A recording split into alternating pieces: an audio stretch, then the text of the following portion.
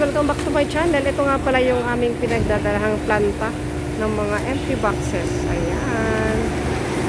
Yun guys, oh. Itong mga karton na to is sasakay dyan sa parang hagdan na yan, oh. Ang hagdan na yan na umaakyat. Ito mataas na yan, oh. Ayan. Ipe-press yan dyan para parang isang buong bato na para siyang bakal sa tigas. Para hindi siya bulky kasi masyadong bulky yung karton guys, eh. Ito guys ang sample, oh. Ayan. Magiging ganyan na siya paglabas dyan sa parang hagdan na yung pataas na yan. Ayan, o. Yan, yung bakal na parang may ano na yan.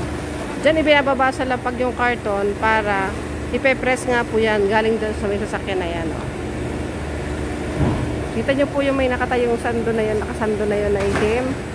Yung parang kulay blue na yun. Doon po lalabas yung buong karton na pinrest nila. Tapos, bumibil din sila ng mga papel dito guys. Ayan, no? May mga papel din sa may pinakalikod. Iba yung papel guys. Ito naman yung naka-press na mga papel. Yan. Ang tigas niyan guys. Ang bigat niya siguro. Hindi lang. Susantod lang ang isa niya. Napakabigat. Ito naman yung karton. Yan. Yung karton na pinrest. Ito naman yung mga iba pang customer na nagdadalag dito. Mga malalaking sasakyan guys. Ayan. Pinababa nila yan dyan. Tapos itutulak nila yan dyan sa parang lapag na yan. Hagdan na yan, pataas na yan. Ayan, o. Kasi pag pumunta yung, ayan, o, naandar yung iba, o. Ayan, o. Yan ang nahigop ng karton. Yan, pataas. Para hindi siya tambak. Kasi guys, ang karton bulky yan. Kaya kailangan i-press yan para mabuo siya. Nakala mo ba ito? Tapos paakyat yan dito, paakyat. Yan.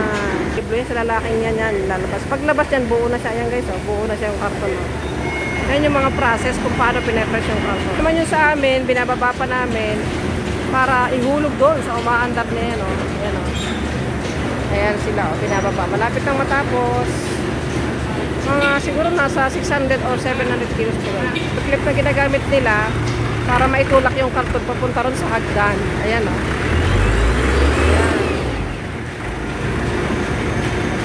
Para yung karton tubulak doon sa hagdan guys. Ano yung mga finished product nila guys. Ayan na. Ayan na siya.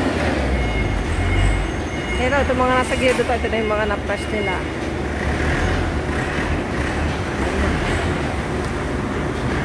Ayan nyo guys yung forklift. O, ayan o. Tinutulak na yung karton papunta rin sa may parang pressing machine. So parang tulay na yun na bakal na umakit kanina. Ayan. Then bababa siya doon sa pinakatuktok na yun. Ayan guys o. Isusum ko, ayan o. Yun, nakita nyo yung parang gumagalaw na yun, ayan o.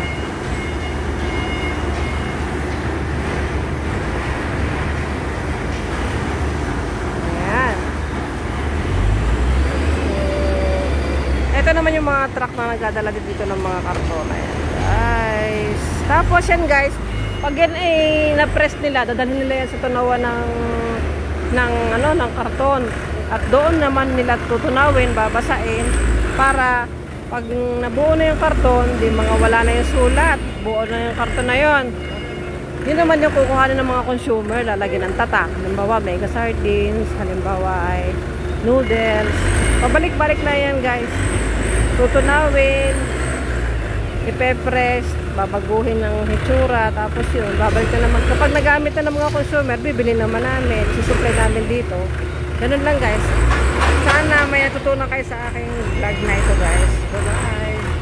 Thanks for watching at sana pakisubscribe po kung hindi pa kayo nakasubscribe sa akin para like kayong updated sa aking mga gagawin pang video. At pakihit na rin po ng notification bell